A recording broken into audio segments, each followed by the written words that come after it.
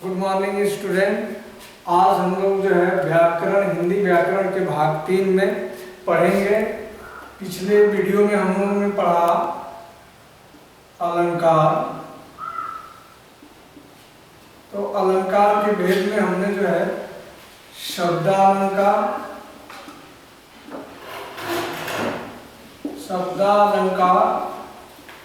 और अर्थालंकार।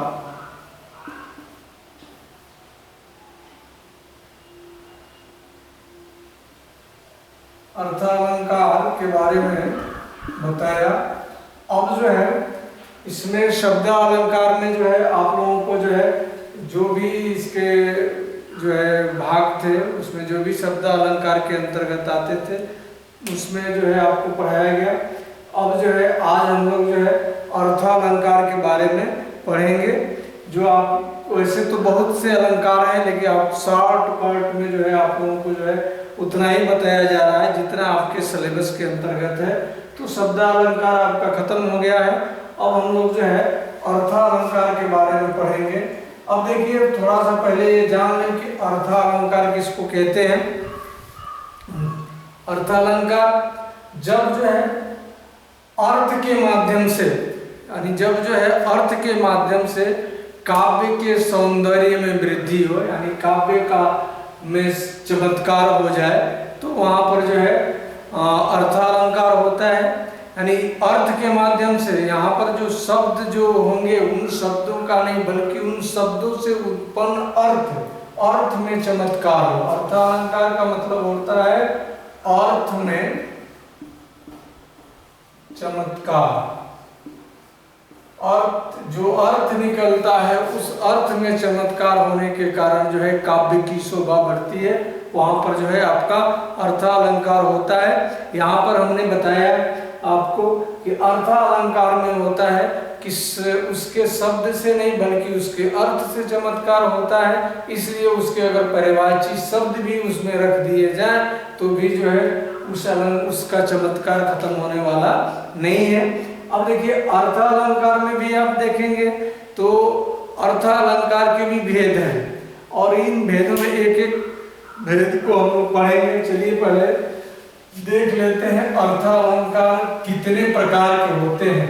अगर इसमें आप आगे जब आप अध्ययन करेंगे तो अर्थालंकार के बहुत भेद होते हैं। उसमें जो है आपको जो है जो बहुत आपके सिलेबस के अंतर्गत आता है वही पढ़ाया जाएगा, क्योंकि अगर अर्थालंकार देख लिया जाए तो इसके भेद जो है बहुत ही ज़्यादा है।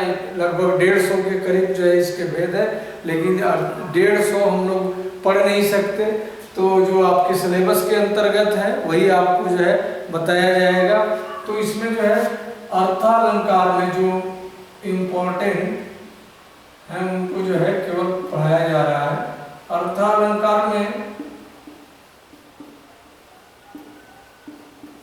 अर्थालंकार के प्रकार में जाएंगे तो प्रकार तो हमने बताया कि बहुत ही ज़्यादा है, लेकिन आप जो है जो आपके सिलेबस के अंतर्गत है पहले इसको नोट कर लीजिए, फिर बारी बारी से आपको जो है अलंकारों के बारे में उसका जो है उदाहरण सहित आपको बता दिया जाएगा जो आपके सिलेबस में है। पहला है आपका उपमा अलंकार। उपमा अलंकार।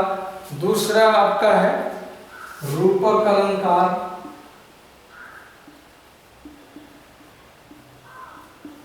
रूपक अलंकार।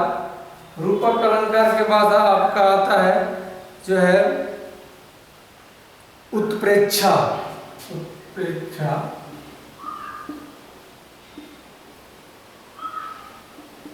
अलंकार और अतिशयोक्ति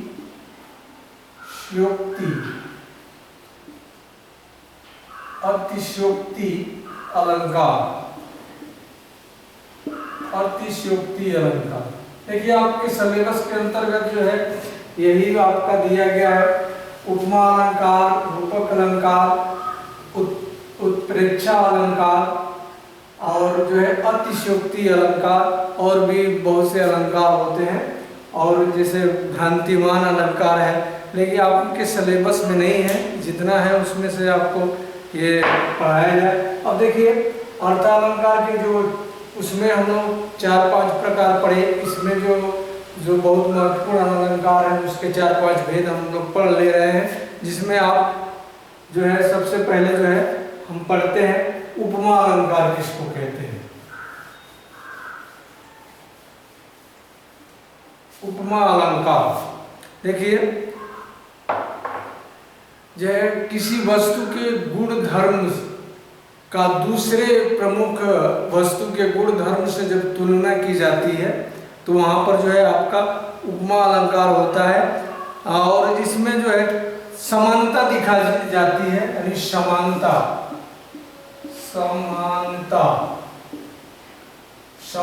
दिखाई जाए गुण धर्म के कारण, यानी किसी एक वस्तु के गुण धर्म दूसरे प्रमुख वस्तु के गुण धर्म से समानता जब दिखाई जाती है तो ये समानता दिखाई जाती है तो वहाँ पर आपका जो है उपमा अलंकार होता है। उपमेय और उपमान की जो है जब तुलना या समानता दिखाई जाए। अब एक चीज आप समझ लीजिए, उपमेय किसको कहते हैं और उपमान किसको कहते हैं। उपमेय और उपमान, उपमेय और उपमान जो है इसमें जो है आप उपमेय का मतलब जिसका वर्णन हो, उपमेय का मतलब इधर लिख लीजिए, उपमेय का मतलब जिसका वर्णन हो।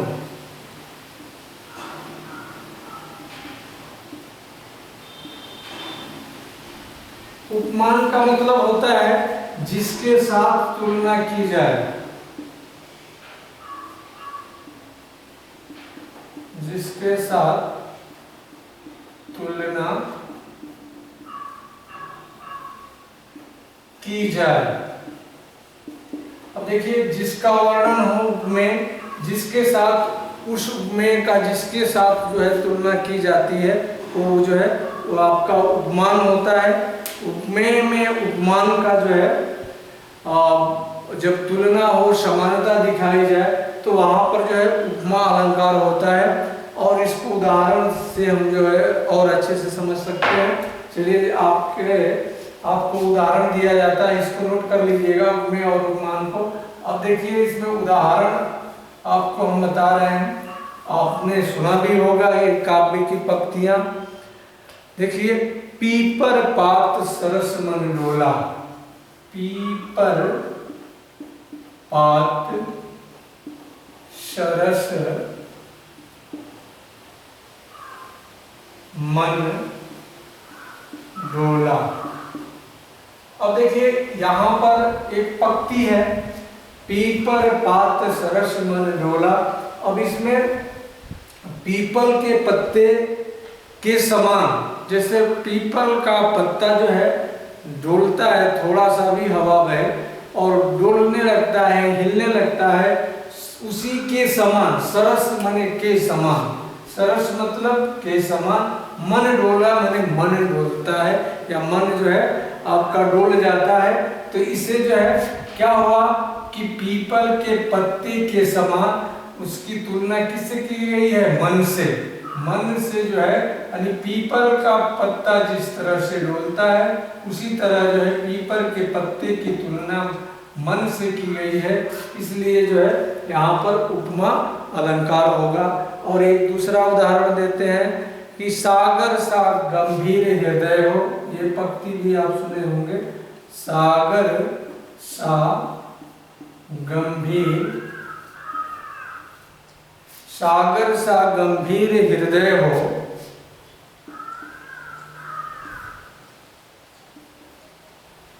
सागर सा गंभीर हृदय हो, यानी सागर सा गंभीर हृदय कहने का मतलब सागर के समान हृदय, यानी सागर आप जानते ही हैं बहुत ज्यादा पानी होने के कारण जो है बहुत गंभीर होता है, तो सागर के समान गंभीर हृदय हो।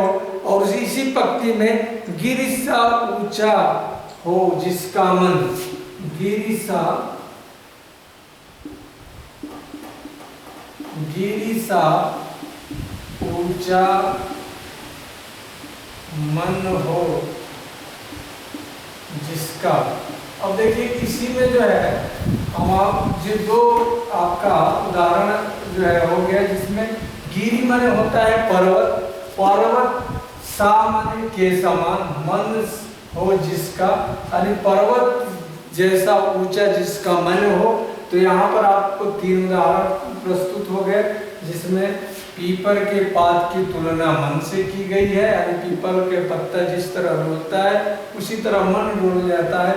और सागर की गंभीरता की तुलना जो है हृदय से की गई है, कि हृदय भी सागर के, हृदय सागर की गंभीरता के समान हृदय भी जो है गंभीर हो जिसका, गिरी के समान, यानी गिरी की तुलना जो है मन से की गई है, गिरी के समान ऊंचा जो है, यानी पर्वत के समान जो है ऊंचा जो हो मन जिसका। तो इस तरह से जो है आपका उपमा अलंकार में जो है के समान तुलना की जाए तो जो है वहां पर उपमा अलंकार होता है। अब देखिए उपमा अलंकार के बाद जो है दूसरा अलंकार आपका आता है। ये जो है आप उदाहरण जो है नोट कर लीजिएगा। और जो है उपमा अलंकार के बाद दूसरा जो अलंकार आता है, दूसरा अलंकार आपका है रूपक।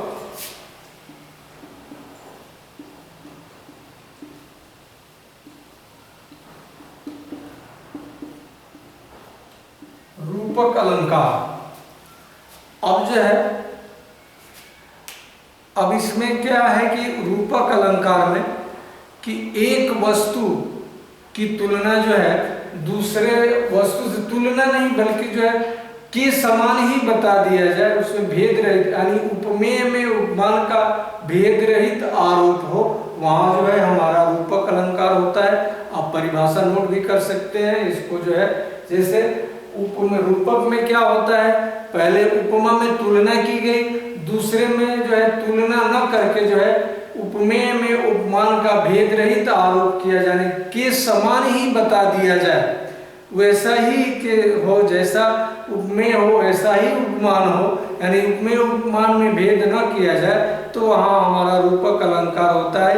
यानी दोनों वस्तुओं में समान गुण धर्म होने के कारण दोनों वस्तुओं को एकदम बिल्कुल समान बता दिया जाए, तो वहाँ पर जो है हमारा रूपक अलंकार होता है।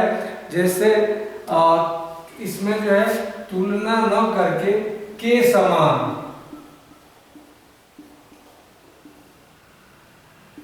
समझिए इसमें कि जो है उसमें तुलना की जाती थी, इसमें के समान, यानी उपमेय और उपमान के समान ही हो जाए, यानी उपमेय उपमान के ही समान हो जाए, यानी दोनों में भेद न रह जाए, तो वहां पर हमारा रूपक अलंकार होता है। और रूपक अलंकार में आप जैसे एक जो है आप सूरदास जी का दोहा है कि मैया मैं तो चंद्र खिलौनो लय हो, मैया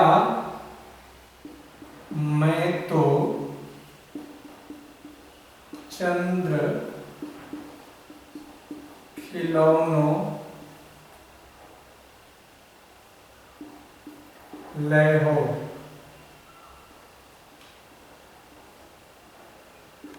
अब देखिए मैया मैं तो चंद्र खिलौनो लय हो।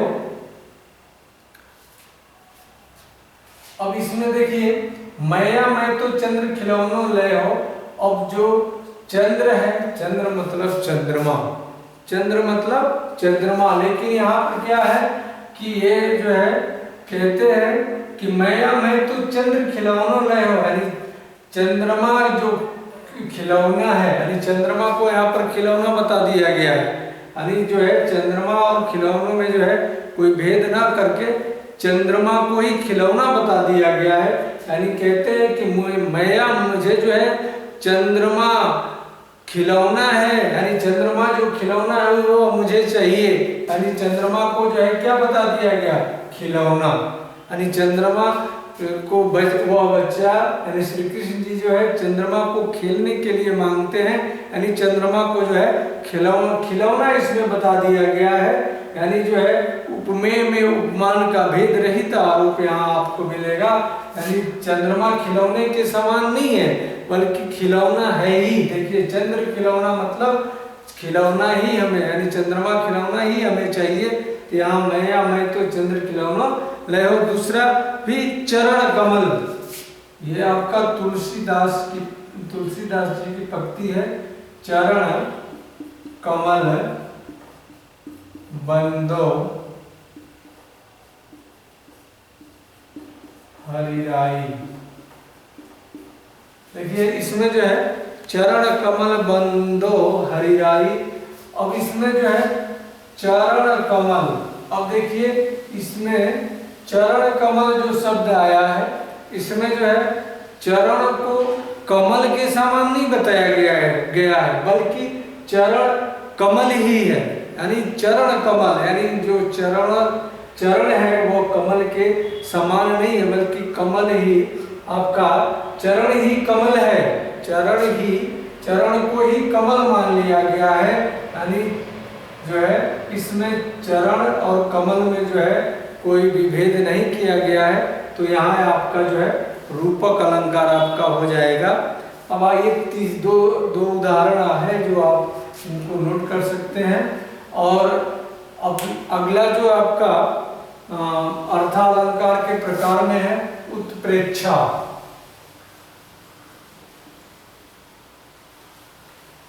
उत्प्रेक्षा अलंकार, देखिए इसमें ये आपका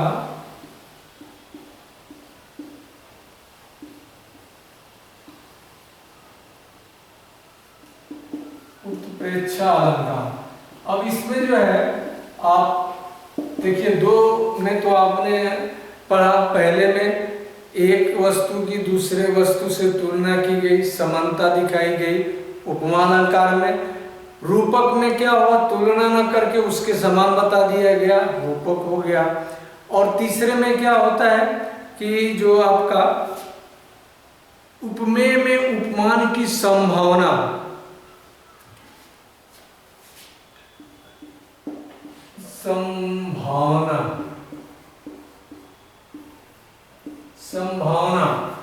यानी जो है उपमेय में उपमान की केवल संभावना लगे वहां पर जो है उत्प्रेक्षा अलंकार होता है। इसके लिए जो है मन मानो जन जानो शब्द आता है, मन हूँ जन हूँ, ऐसे जो है शब्द आपको मिलेंगे। ये आपके सिलेबस में नहीं था लेकिन हम जो है सोचे हैं कि इसको जो है पढ़ा दिया जाए।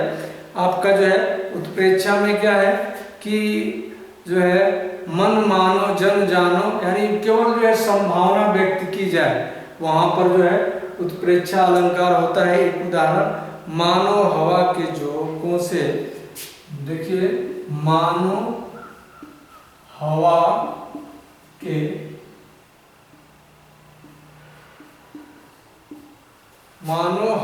के जोर से सोता हुआ सागर जगा,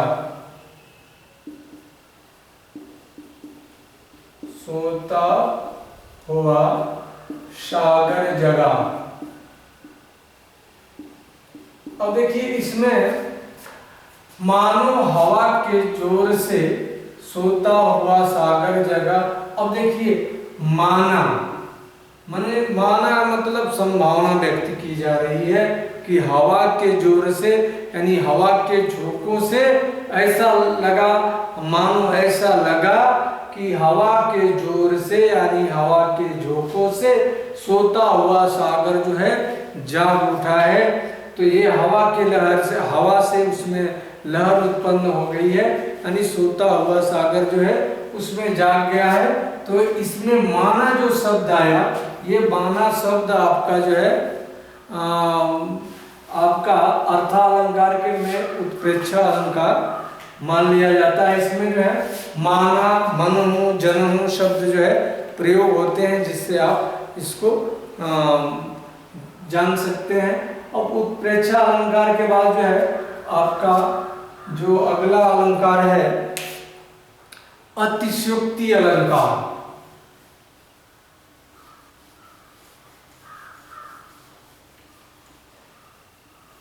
अतिशयोक्ति अलंकार।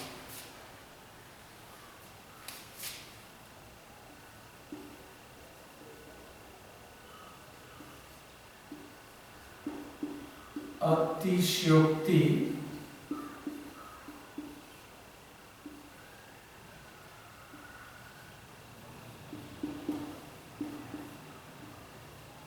अतिशयोक्ति अलंकार। अतिशयोक्ति अलंकार का मतलब होता है अतिशयोक्ति।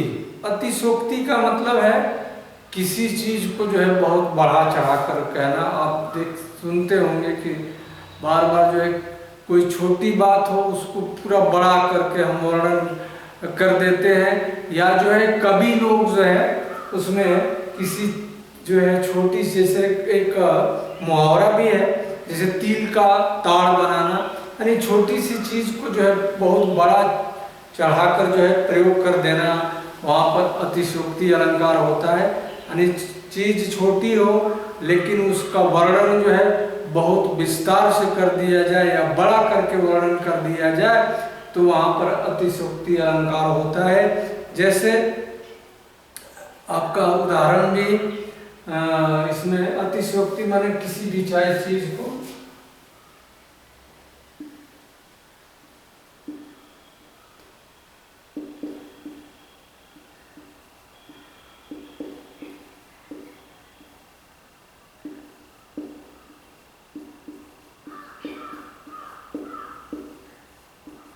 बढ़ा चढ़ाकर वर्णन करना, यानी किसी भी छोटी चीज को जो है बड़ा चढ़ाकर जो है वर्णन कर देते हैं, यानी जो है वहाँ पर अतिशयोक्ति हो जाता है, यानी अतिशयोक्ति अलंकार हो वहाँ उत्पन्न हो गया आपका।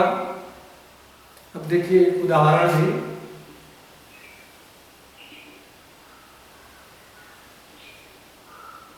एक उदाहरण देख लीजिए। जैसे है आगे आगे नदियां बड़ी अपार, आगे नदियां बड़ी अपार, घोड़ा कैसे उतरे पार,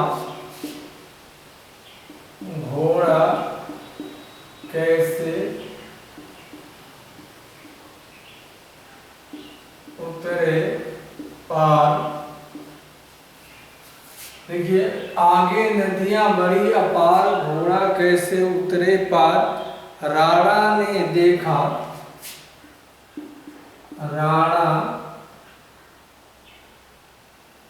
राणा ने देखा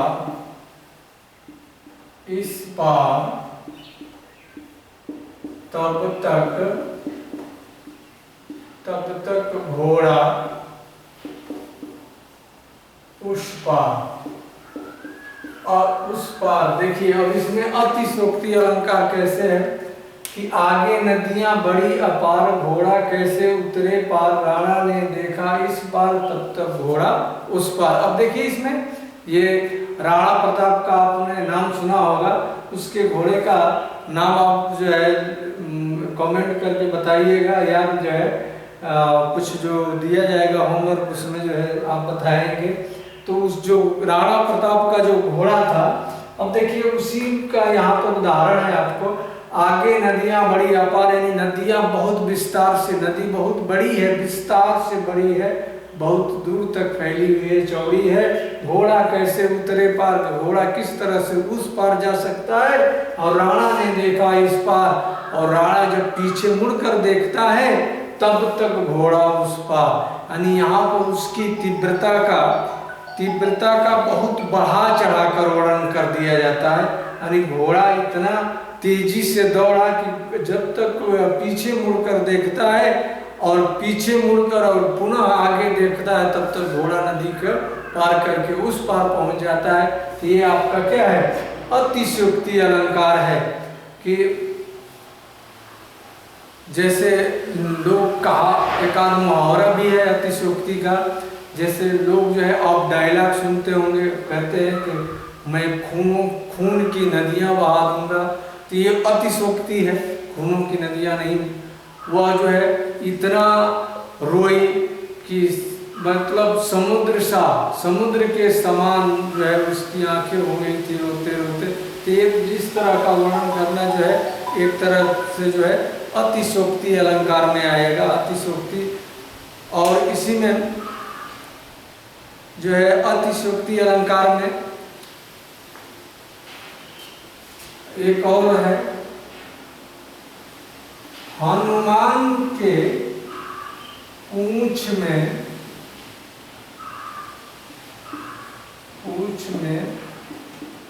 लग न पाई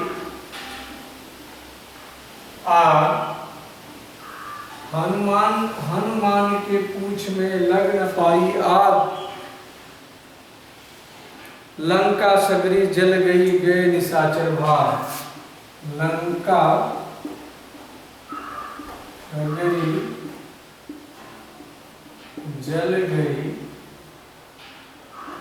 गए निशाचर भाग।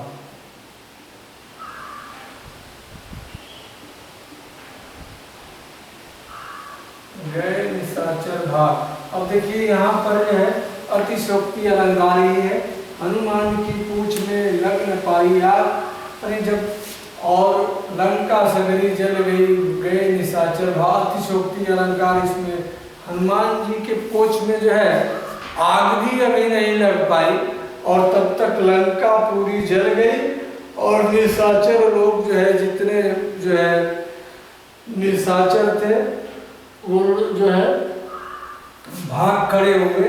तो यहाँ पर अतिशोक्ति यानी उसी चीज को जो है अतिशोक्ति में, अतिशोक्ति अलंकार में जो है वर्णन किया गया है कि आग, उनके पूंछ में आग भी नहीं लग पाई और जो है पूरी लंका की, पूरी रावण की पूरी लंका जल गई। तो ये आपका था अतिशोक्ति अलंकार। तो इसमें और भी बहुत से अलंकार है, जैसे भ्रांतिमान अलंकार होता है, भ्रांति उत्पन्न हो जाती है यानी उपमेय में उपमान। अब देखिए यहाँ पर हम चूंकि आपके सिलेबस में नहीं है लेकिन उसी तरह आपको बता दिया जा रहा है कि भ्रांतिमान अलंकार होता है।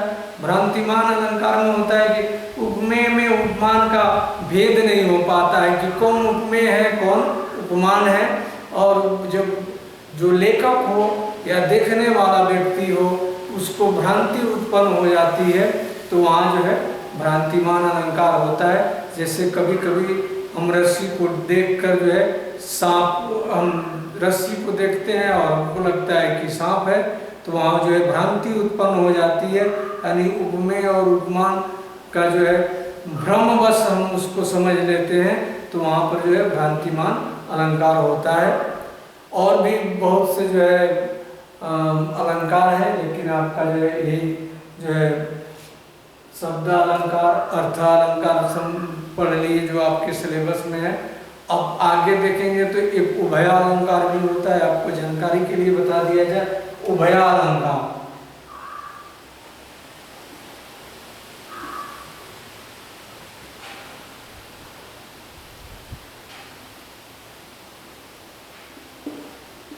उभय अलंकार, उभय अलंकार जो आप आगे जाएंगे तो जो है पढ़ने के लिए मिलेगा। उभय अलंकार में क्या होता है, जहाँ शब्द से जो चमत्कार होगा ही और अर्थ से भी चमत्कार होगा, यानी शब्द और अर्थ दोनों से जहाँ चमत्कार उत्पन्न हो जाए वहाँ पर आपका उभय अलंकार होता है।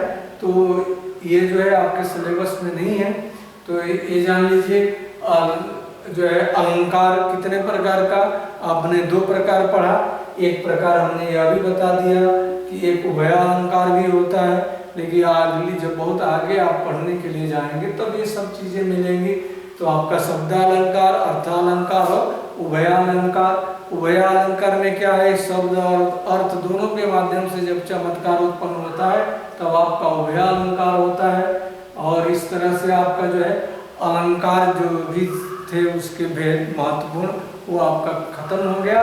अब अगले वीडियो में जो है आपको जो भी इसमें से महत्वपूर्ण चीज़ें लगेगी वो जो है अगले वीडियो में पढ़ाया जाएगा। और आप होमवर्क में अलंकार किसे कहते हैं, अलंकार कितने प्रकार के होते हैं, और जितने भी अलंकार के प्रकार पढ़ाया गया है वो आप जो है अपने नोटबुक में नोट करके, और अपने उदाहरण आपके पास यदि मौजूद हो तो अन्य उदाहरण में हमने कुछ उदाहरण दिया, आप अपने माध्यम से कुछ उदाहरण रखकर और उसका एक नोटबुक बनाकर अपने व्हाट्सएप ग्रुप में जिसमें भी यह वीडियो लिंक शेयर किया जाएगा उसमें आप जो है अपना नोट जो है बनाकर उसमें भेजेंगे, और आपका जो है चेक किया जाएगा कि आपने होमवर्क इसका किया है या नहीं। धन्यवाद।